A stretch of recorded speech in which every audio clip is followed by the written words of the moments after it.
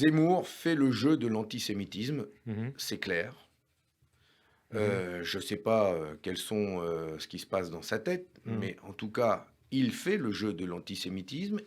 Il souffle sur ce vent qui a développé, qui a fait naître l'antisémitisme dans notre pays. Vous savez, on est aujourd'hui le 9 octobre. Mhm.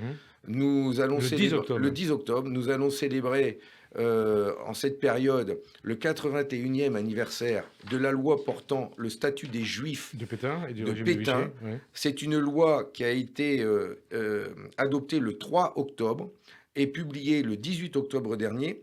Et Non, quand 18 j'entends... octobre 41. 41. Quand j'entends Zemmour... 40, pardon, 40. 40. Quand j'entends Zemmour qui réhabilite Papon, qui réhabilite Pétain à chaque fois,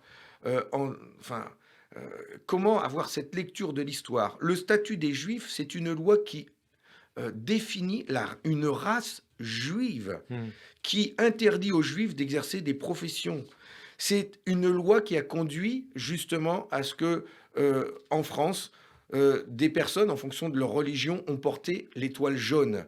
Et c'est personne d'autre que Pétain qui a écrit cette loi. D'ailleurs, je vais vous dire Annoté par Pétain, d'ailleurs. la première phrase de ce texte de loi, c'est « Nous, maréchal de France, gouvernement, décrétons qu'est regardée comme juif toute personne issue de 3 grands-parents de race juive ou de 2 grands-parents de la même race si son conjoint est juif. » Imaginez-vous, vous vous rendez compte qu'aujourd'hui, nous sommes en train de parler, dans le cadre des élections présidentielles, d'un homme, d'un candidat, qui ne l'est pas encore d'ailleurs, qui réhabilite Pétain qui a écrit le statut des Juifs. Mais moi, je comprends pas. Enfin, les bras m'en tombent. Enfin,